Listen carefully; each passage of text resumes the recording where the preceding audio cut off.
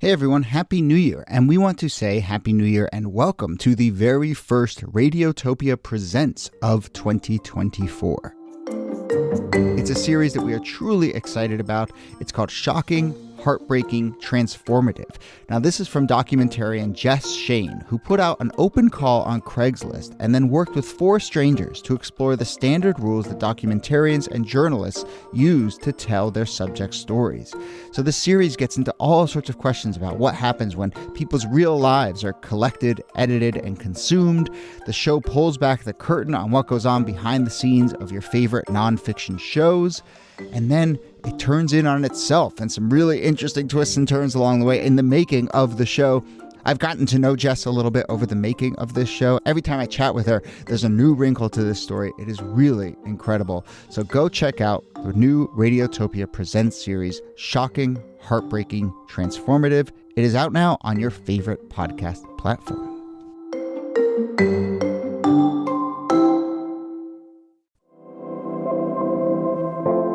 Hello and welcome to This Day in Esoteric Political History from Radiotopia. My name is Jody Avirgan. This day, December 13th, 2011, it technically happened on the 12th, Donald Trump bows out of moderating a Newsmax debate of Republican presidential candidates in Iowa, announcing his decision in a statement saying he would not be participating because he did not want to give up the option of running for president in the 2012 election. Yes, you heard that right. Donald Trump moderating a GOP debate. It almost happened, folks, and it is a good reminder of where Trump was in his career at that time, his relationship with the GOP less than a decade ago, not to mention the state of conservative media at that time. So here to discuss, as always, is Nicole Hemmer of Columbia. Hello, Nikki. Hello, Jody.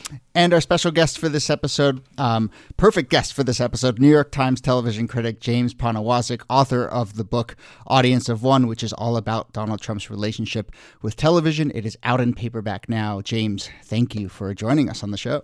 Thank you, Jody. Thank you, Nicole. Before we get to Trump and this debate, James, did I read that you're from Michigan? I am from Michigan, yes. So I'm springing this on you, but our last episode was about the Great Toledo War of 1836. Are you aware of the Michigan-Ohio border dispute? It got us the Upper Peninsula. There you go. See? We can still argue about whether that was a good deal or not. I have a sister who lives in Toledo, so I should probably bow out of that. But yes, I am quite familiar with it. Well, we are, and our guest was from Ohio, so I felt like we had to have someone from Michigan represent. All is forgiven, okay. more or less. Well, you came out pretty good in that one. The Michigan-Ohio State game was canceled this weekend because of COVID. Yeah. So I guess we can bury our differences for the next few minutes.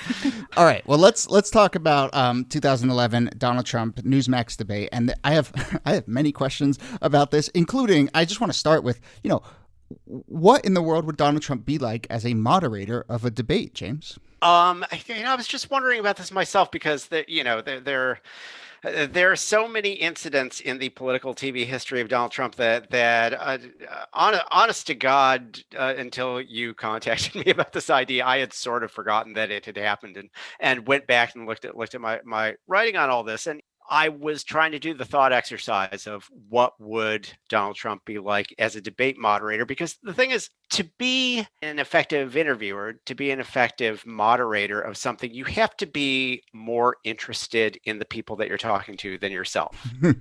That's not really Donald Trump. That's not his deal, And that's one thing that's sort of always thrown me off about the speculation about, would Donald Trump maybe want to, host a cable news show after he leaves the White House or something like that? I could see him doing talk radio kind of thing where he's monologuing for 2 hours, but actually pretending to be interested in another human being for an extended period of time is a bigger reach. And so I went back to, what was Donald Trump doing at the time? He was at the time the host of Celebrity Apprentice.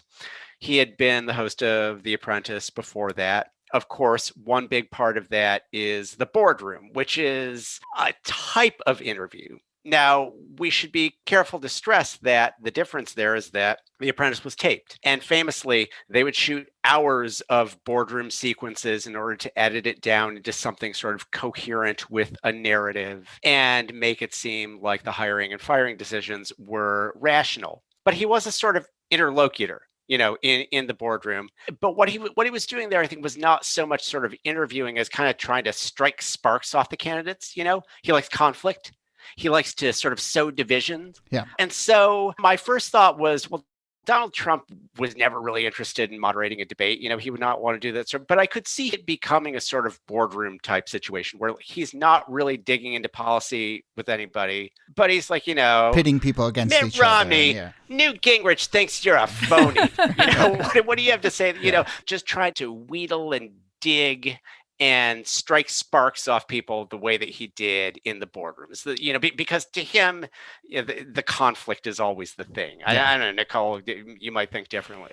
No, I absolutely agree. I mean, there's not a role that Donald Trump is less suited for than debate moderator, especially because that idea of making yourself somewhat invisible is not in his skill set at all. I mean, it would have been entertaining, but it wouldn't have served any of the purposes that a political debate, a presidential debate, is supposed to serve. But it served a lot of Donald Trump's needs to be part of this speculation, right? He's, as you were saying, hosting Celebrity Apprentice at the time. It's one of the reasons why he supposedly couldn't declare whether he was going to be a presidential candidate, because he needed to wait until that season of Celebrity Apprentice wrapped up. But he could hype all of his presidential ambitions at this point in time. And it just kept him in the mix. I mean, this was something at this point that Donald Trump had been doing for well over a decade, is putting his name out there as a potential person who's going to run for president, but nobody takes it seriously because he never actually does it. Going back to the 88 election, he'd done it sort of twice at this point, if you count that and the abortive Reform Party run in 2000. Yeah. And you can even see in the statement that he puts out saying he's not going to participate because he wants to leave the option open. It's a reminder, as we've continued to see, that I think he's much more interested in teasing the next thing than actually focusing on the current thing. And if you can use something as a platform by which to forward promote, to use a radio parlance, or to tease something upcoming, and then just jump from like tease to tease, I think that's sort of his comfort zone. So one thing I do want to point out about this letter that Donald Trump wrote when he said he wasn't going to participate in this debate, towards the end he says, "I must leave all of my options open because above all else, we must make America great again." So in 2011, there he is. Saying we must make America great again. I don't know if either of you have sourced the first time he used it. This is 2011. That feels pretty early to me for hearing him write that. This isn't the Rosebud moment. Is it, James? It's the first one. That's really, Mr. Police, I gave you all the clues. There it is. No, I mean, we know, I'm sure Nicole knows this too. Reagan used the phrase in 1980, sure. And then Trump would later say, well, yeah, but he never copyrighted it. And I think I do seem to recall a story of Trump copywriting the "Make America Great Again" phrase at some early point, but that is, to my earliest knowledge, I saw him using that.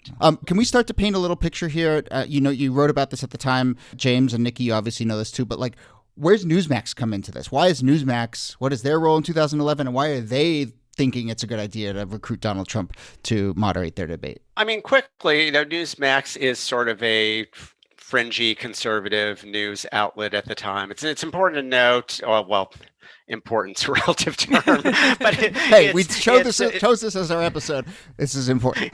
That it was not actually the standalone channel that it was today that was going to be hosting the debate. This was actually going to be aired on Ion TV, which, TV Trivia Fact used to be the PAX network, a sort of wholesome, slightly conservative-oriented broadcast network that evolved into Ion and that today still exists, and as far as I could tell is running a Criminal Minds marathon as recently as I checked the FiOS channel guide. So that has been a whole journey. But, Newsmax was sort of part of the fringy sphere of conservative media in kind of the sense that Donald Trump was in 2011. That was the year that he, famously embraced birtherism, got roasted at the White House Correspondents' Dinner, and all that. It was, like him, a part of the fringe of the Republican Party that would ultimately move toward its center. Yeah, fringy but popular, right? It was one of the top websites on the internet, and certainly one of the top conservative websites on the internet. It was pulling in 50 to 60 million page views, putting, I think, second only to Fox News in terms of those conservative types of sites. So it was growing in power. And also Donald Trump was friends with Chris Ruddy, who is the sort of founder of Newsmax. So there was a relationship thing there as well. We should also talk about who took Newsmax up on this, because there were only two candidates in this sprawling 2012 presidential primary field who said yes, and that was Rick Santorum and Newt Gingrich. And that's really important because these would be the sort of fringe challengers. Is fringe the right word? I don't know. No, I mean, I think fringe in a sense, in that the dynamic, as I'm sure you recall, of the 2012 Republican primary, there was Mitt Romney and everybody else. And the changes in lead among everybody else sort of represented this dynamic that would come to the fore in 2016, which is basically the divide between the establishment Republican Party, the kind of candidate that Republican bigwigs like to think the Republican Party is, and the party that it actually was and was becoming, which was this, sort of very intense, roiled up base that kept moving from Gingrich was in the lead this month, Herman Cain the next month. Eventually it settled on Rick Santorum. And I think I wrote at the time that it was sort of like there was just kind of this spirit of not Mitt that kept moving from candidate to candidate. And, with a little Ron Paul thrown in there, right? He's the sort of third lane a sprinkling. Almost. Yeah, exactly. Rick Perry, until his brain fell out of his head during one of the Republican debates, was that candidate for a time. And there was this sense of this real kind of volatile base heart of the actual voting Republican primary audience that was looking for its candidate and would ultimately find its candidate in 2016 in Donald Trump. But there was this sort of dance that candidates had to go through of, just how much would you embrace that sector of the party? How much would you sort of hold it with tongs? And really, Donald Trump was sort of a metonym for that at this point. I mean, that's why really, when you talk about what would this debate have been like, it really would have been all about Donald Trump, in the sense that this was after birtherism. This was Donald Trump, Fox News Mondays with Trump guest. It would be about how much are you willing to, what is your position on Donald Trump? How much are you going to run away from him? How much are you going to run toward him? and that sort of mirrored this dynamic in the party. Yeah. Yeah. To that end, can I actually read you the lead of your column from that time? Because I think it's really interesting. You can read me the lead of my column anytime, yes. There you go. But you wrote, to the list of absolutely crucial wedge issues distinguishing the Republican primary candidates this week, add a new one. What is your position on Donald Trump? Which you, of course, that would become the issue. I think you were maybe slightly tongue-in-cheek when you wrote that in 2011. By the time we get to 2015, that is actually the question that the Republican Party has to answer for itself. But I'm curious also in terms of keeping this Newsmax debate at arm's length. Ron Paul and Mitt Romney were the two who were kind of most forcefully saying, I don't want any part of this. This is debasing. Were they doing that because of Donald Trump, or were they doing that because they were a little unsure of this new media ecosystem that was bubbling up post-Tea Party, post-birtherism, et cetera, et cetera? I mean, I think it was a mix of both. And those two things are related, too. So there was a sense that it was going to be a sideshow because it's Donald Trump. If you go back and you look at the moderators of all of the other debates, they're all journalists. Yeah. They're all people who are part of this political elite sphere. And here's Donald Trump, who is a reality television star.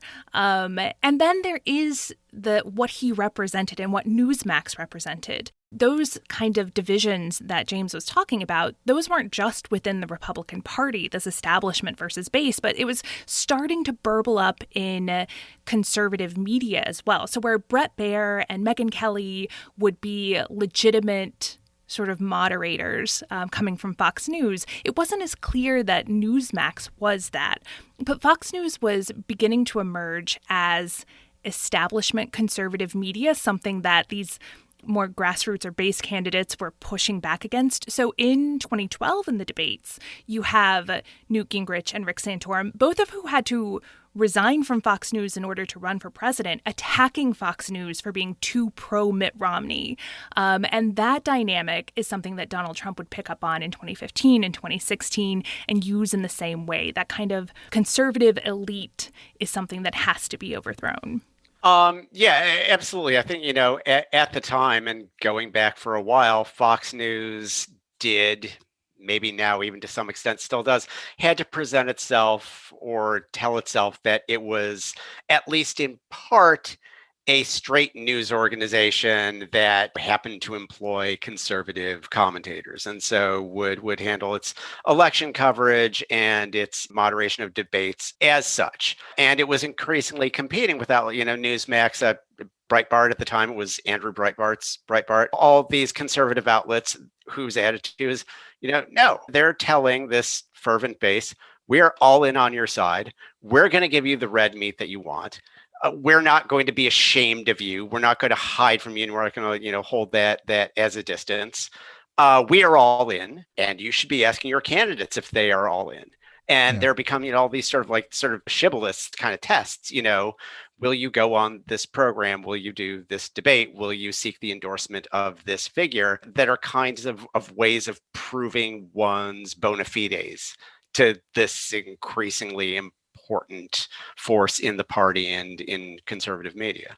And something that actually happens later in the 2012 campaign when Mitt Romney goes to Las Vegas to accept the endorsement of Donald Trump. Yeah. Right. Even in this moment, he might not be sitting down to talk to Donald Trump in a debate, but he sees him as a ring he has to kiss. There was this whole Trump primary where the various candidates were, some openly and some, as you say, sort of skulkingly, like Mitt Romney, seeking Trump's endorsement because of the recognition of the kind of power that what he represented held in the Republican Party as it was, in the Republican primary as it was, as opposed to the Republican primary as they would like it to be. I think you can't underestimate in sort of the historical context of its time how important Trump's involvement with birtherism is, right? Because this was the same year, 2011, in the spring, Trump, through his Twitter account and then later through his TV appearances, which then picked up on the news that his Twitter account created,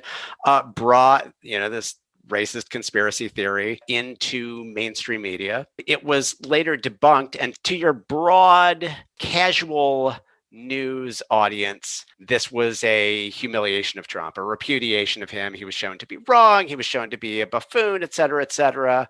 But it was not that to the conservative base. It was not that to the people who were watching Mondays with Trump every week on Fox and Friends. This was Donald Trump showing that he was one of them.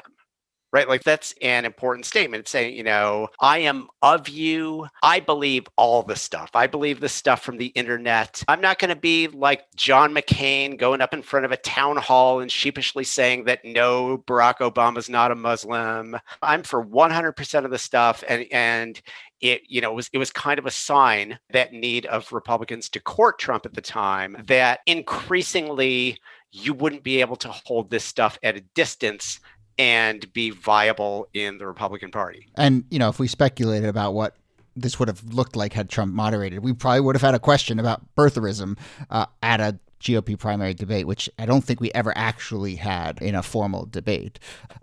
Can we start to spin this forward? Because, so much of what you're describing feels like this moment that we're living in right now, where we have, this relationship with Fox News, which is trying to play both sides, and then this fracturing of the sort of everything at the sub-Fox level. And as much as we talk about this Breitbart, Newsmax moment of 2011, 2012, it was ultimately Fox News that was the kingmaker for Donald Trump. I think that's fair to say. And so I'm curious, now we're feeling in this moment again, like, oh, there's all these other options. Trump might make these moves and so forth. And I wonder how much we should look back and just be like, no, Fox News is still going to be king no matter what else is going on at that second level.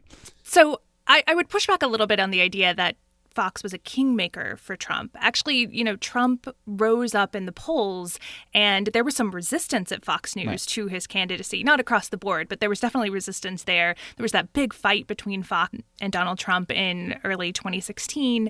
And what ultimately happened is that Fox News shifts more towards Trump. Right. But there's some behind the scenes stuff with Roger Ailes and Megyn Kelly trying to get her to back down. And then after Donald Trump wins, you see a shuffling of the lineup at Fox to make Trumpier.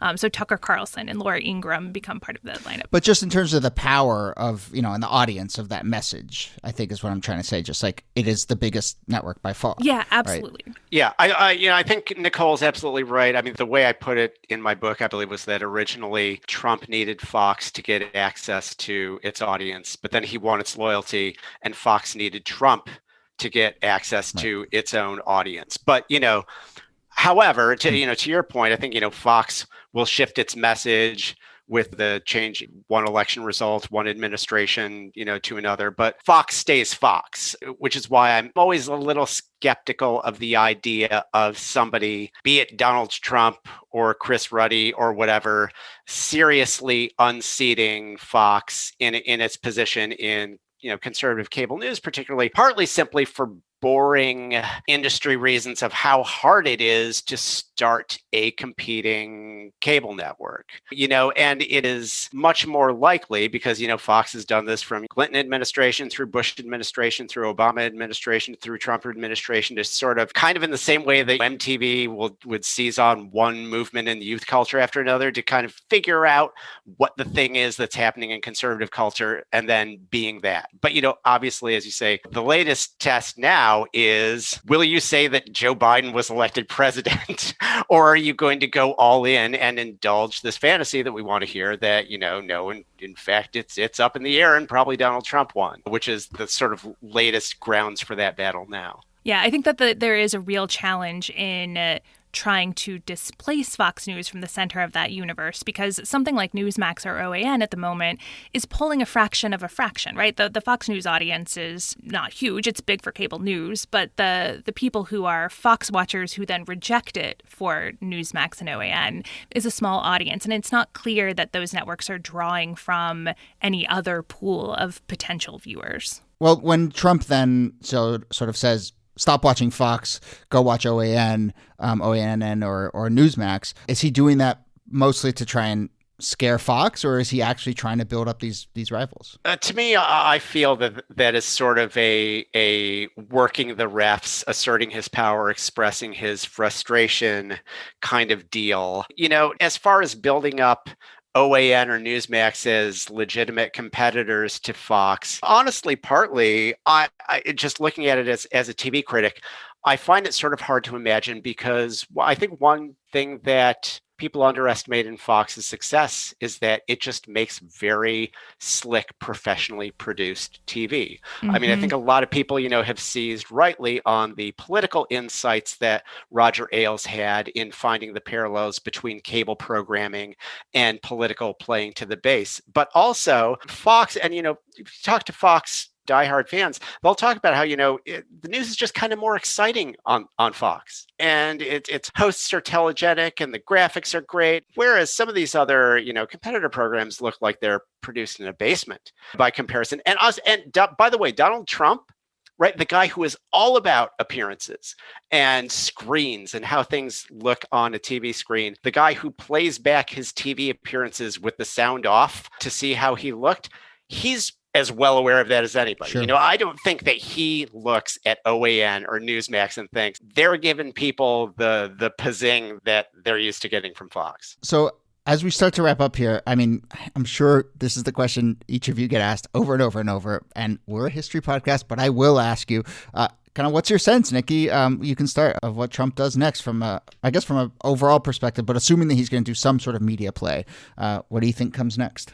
It's a really interesting question for a lot of the reasons that we just talked about. Like, he wouldn't be a good cable news host. He doesn't have the money to start a genuine competitor in the cable news space. He doesn't have the work ethic to show up 5 days a week for 3 hours to have a radio show. So what does he do? He does what he always does. Right, He probably 5 days a week for 3 hours is work ethic. I just want to put it, mark that. Comparatively. Yes, fair enough. So I think he does what he has always done, which is he licenses his name to something, pulls some money down from that, continues to show up all the time on places like Fox News and those shows that he really likes. But who knows? He always keeps us on our toes. Yeah, I think if he could get some media outlet to pay him to slap his brand on it, which, as you say, since the 80s had basically been his business, I could see him doing that. Besides being a TV talk host, I also could not imagine him, as some people have suggested, building a Trump TV network from scratch, because that's just incredibly difficult. Yeah. And his inclination generally, I mean, not to undersell him, obviously, like, you don't get elected president by not being good at anything. But I think his inclination is to do the thing that comes easy to him and that he has an aptitude, which may just be, if he doesn't, say, get some sort of Rush Limbaugh-like gig, monologuing for a couple of hours, may just be continuing to do the rallies and raising grievance money and collecting adulation and influence and just kind of seeing how it plays out. But, I think he wants attention more than media moguldom. And he'll take the route, the most direct route to that. This is a man who knows how to separate people from their money, so he'll find a way to do that, and the media part will probably take care of itself. There you go. Okay, so as we wrap up here, James, as you may know, at the end of some of these shows, we do also on this day stuff. We have a big list of other things that have happened on December 12th. The one that we do want to flag will be interesting to listeners because in 2000, this was the date on which the Supreme Court released its decision in Bush versus Gore. So if people have in the back of their heads that clock of how long it takes for an actually close, actually contested election to resolve itself, we have reached that moment. And nevertheless, a not close, but still contested, not really contested election in 2020 continues. But this is just sort of nice reminder of how we've reached that moment, and now we have passed that moment with 2020 chugging along. Okay, that brings us to the end of the show. James Poniewozik, thank you so much for doing this. The book is Audience of One. It is out in paperback now. Thank you so much. Thanks. It was a lot of fun. And Nicole Hemmer, thanks to you as always. And we do plug your book from time to time, Nikki, and we should do it here because it is Messengers of the Right and is all about the rise of conservative media. So go read Nikki's book too. But Nikki, thank you as always. I will take that plug. Thanks, Jody. This Day in Esoteric Political History is a proud member of Radiotopia from PRX. Radiotopia is an independent network of independent shows, artist-driven, and often listener-supported. So if you would like to support this show directly, you can do so at thisdaypod.com. There's a form there. You can give a one-time donation. You can become a recurring member. Find that form at thisdaypod.com. Our researcher and producer is Jacob Feldman. Our producer is Brittany Brown. If you have any questions or comments about the show, email us thisdaypod@gmail.com. My name is Jody Avirgan. Thanks again for listening, and we'll see you soon.